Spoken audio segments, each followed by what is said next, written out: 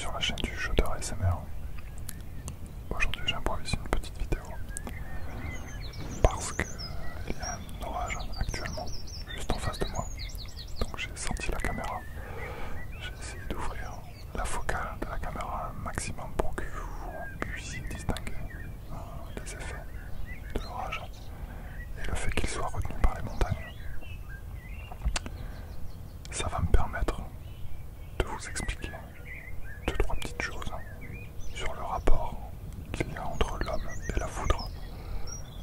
Tout au long du temps, il y a eu un rapport assez étrange avec la foudre, le tonnerre et l'homme.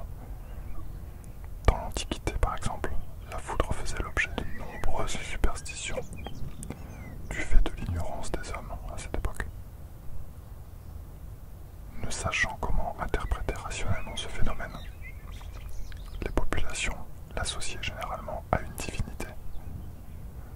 On trouve de nombreux exemples de ces croyances sur chaque continent. Les Romains et les Grecs, par exemple, pratiquaient le culte de Jupiter ou encore de Zeus. Dieu régnant sur le ciel et maître du tonnerre, l'apparition d'éclairs dans le ciel était donc généralement, pour ces peuples, un signe de colère de Dieu. Ceci étant, en fait, ces croyances n'empêchaient pas certains philosophes et physiciens romains et grecs de s'intéresser à la question d'une manière scientifique, posant ainsi les fondements de la science moderne.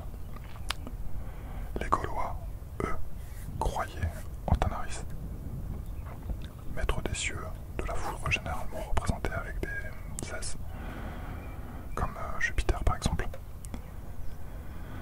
Les as, c'est une poignée d'éclairs. Tanaris, ça signifie le tonnant. C'est en celte. Et le tonnerre se dit Taran, en breton ou en gallois. Les peuples scandinaves, par exemple, eux vénèrent Thor, dieu du tonnerre. Thor, c'est un guerrier colossal en fait, qui est armé d'un marteau et qui rappelle l'orage pour sa puissance et son bruit.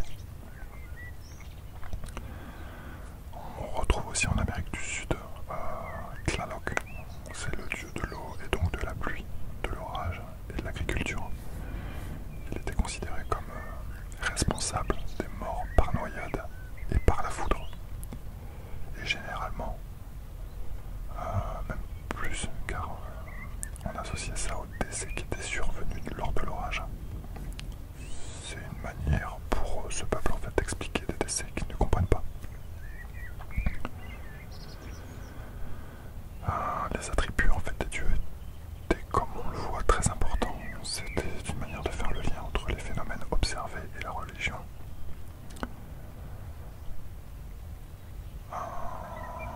Par exemple, là vous voyez ça cogne dur. Je vous cache pas qu'il fait très chaud. Très chaud.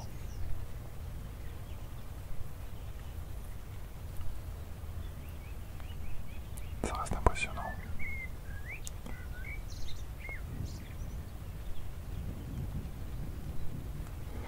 Au Moyen-Âge, en Europe où le christianisme domine, les éclairs observables en fait lors d'un orage sont considérés comme l'expression de la colère divine en réponse aux péchés commis par les fidèles. Plusieurs coutumes existent pour s'en protéger. L'une qui était pratiquée par des paysans consistait à introduire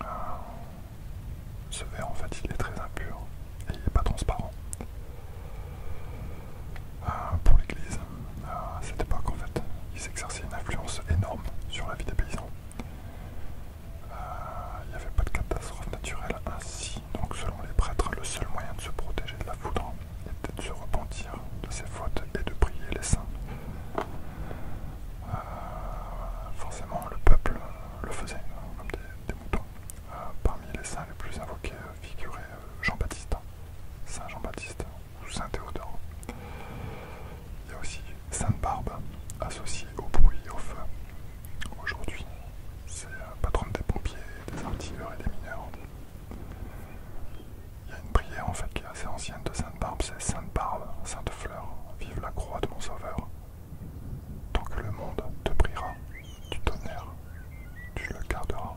Sainte-Barbe, Sainte-Claire. Arrêtez, grêle et tonnerre. Au Moyen-Âge, la foudre fait l'objet de nombreuses craintes et superstitions. Les populations ne voient d'autres moyens pour s'en protéger que de la prier. Ils se réfugient dans la prière. À partir du XIIe siècle, il y a eu un théorie puis, oula, ça connaît ça. À partir donc du XVIe siècle, il y a eu des théories, des expériences scientifiques. Descartes est le premier des philosophes chrétiens tentant une explication à ce phénomène. Il reprend les propos de Sénèque, qui lui est un philosophe de l'Antiquité. Pour sa théorie, le tonnerre se manifeste quand les nuages plus lourds et plus élevés tombent sur d'autres placés plus bas. L'air contenu entre deux nuages, comprimé par cette chute soudaine, produit un grand dégagement de chaleur. D'où résulte la lumière, de l'éclair et le bruit du tonnerre. Mais il fut incapable d'expliquer pourquoi les nuages s'entassaient les uns au-dessus des autres. Vous avez une moyenne de 100 éclairs qui frappent la surface de la Terre toutes les secondes. Ça veut dire que sur une année, il y a 32 milliards d'éclairs qui frappent la Terre à sa surface. La longueur des éclairs peut varier de 100 mètres à 25 km. La température de l'air, qui est très élevée, peut monter jusqu'à 30 000 degrés le long du trajet de l'éclair. 30 000 degrés, c'est 5 fois la température de la surface du Soleil. La vitesse d'un éclair est d'environ 40 000 km secondes. 40 000 km secondes. Soit un peu plus d'un dixième de la vitesse de la lumière. Un éclair peut atteindre au maximum 100 millions de volts et 30 000 ampères. Sa puissance maximale, si on devait faire un petit calcul, pourrait être de 1 à 10 milliards de watts. Donc vous voyez. Le rêve de l'homme serait de capter cette énergie des éclairs. Mais même si les éclairs possèdent une grande puissance, et une puissance colossale, l'éclair est bref. Et son énergie est bref et assez faible finalement, environ 280 kWh. Même si on pouvait capter la totalité des énergies, des 1 à 2 millions d'éclairs s'abattront par exemple sur la France. Parce que voilà, je vous ai dit qu'il y en avait 32 milliards sur la planète. Même si on avait un réseau monstrueux de paratonnerres qui coûterait vraiment très très cher, chaque Français n'obtiendrait qu'une énergie de 6 kWh. 6 kWh, c'est à peu près un four qui fonctionne pendant 3 heures. Voilà ce qu'on peut obtenir. Le tonnerre. Quand vous avez le passage du tonnerre, la pression de l'air est très élevée et la température de l'air environnement peut atteindre presque instantanément 30 000 degrés.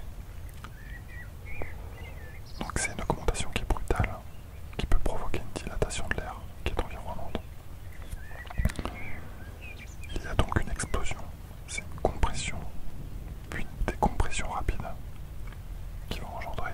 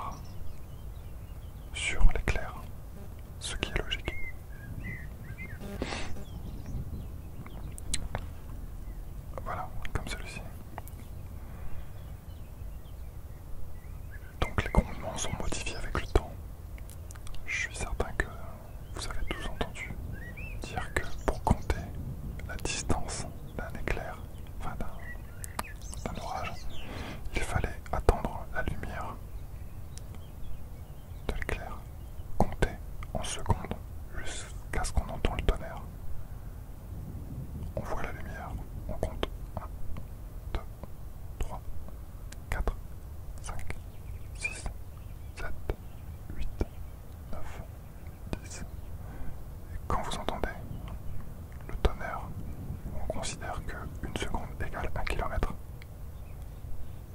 Je suis certain que vous l'avez déjà tous fait. Les conséquences de tout ça, c'est que forcément, nous, les humains, on peut être foudroyés de plusieurs manières différentes. On dit toujours, on ne peut pas se faire foudroyer deux fois. C'est pas totalement vrai. C'est pas totalement faux non plus. Mais on peut être foudroyé par exemple en foudroiement direct. Donc c'est la foudre qui s'abat directement sur nous. On peut être foudroyé par un éclair latéral. Par exemple, si nous sommes sur le chemin de la foudre ou qu'on se trouve à proximité d'un arbre, la foudre peut nous traverser. Car on sera sur le chemin où il y aura le moins de résistance. On a moins de résistance que le ton. Donc forcément l'éclair va là où c'est plus rapide. C'est pour ça qu'on dit toujours que c'est dangereux de se réfugier en dessous d'un arbre pendant qu'il y a un orage. Surtout si l'arbre est isolé.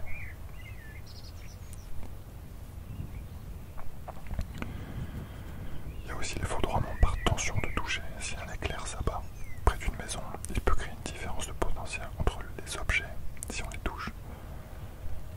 On est dans l'électrocuté. Si vous touchez un réfrigérateur ou un robinet, vous ferez vous foudroyer parce que la maison sera touchée de plein fouet.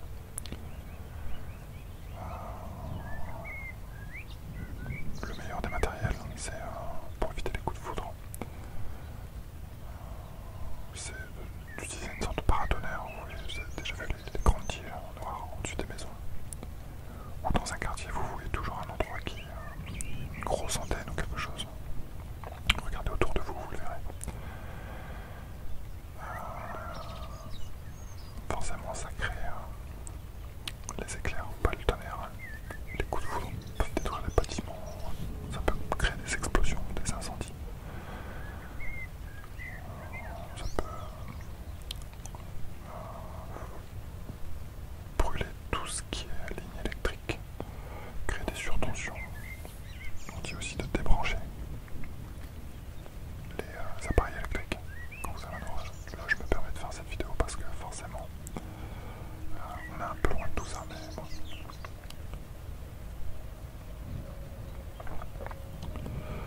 Donc les paratonnerres protègent l'habitation contre l'impact de la foudre. Ils ne protègent pas les appareils électriques, attention, qui peuvent être endommagés suite à une surtension.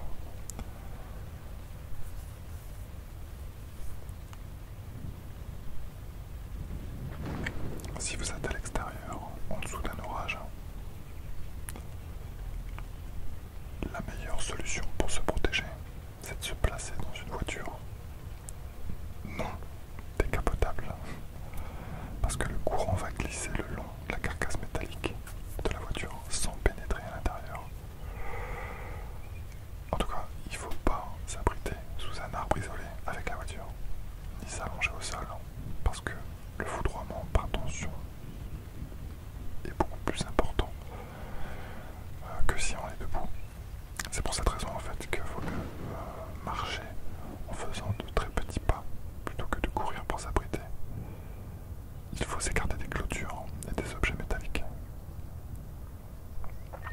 Et bien évidemment, si vous êtes dans une piscine extérieure ou à la mer, sauvez-vous tout de suite. Il faut surtout pas rester là-dedans. Parce que là, peu importe où ça va frapper, même à des kilomètres, vous allez vous faire foudroyer.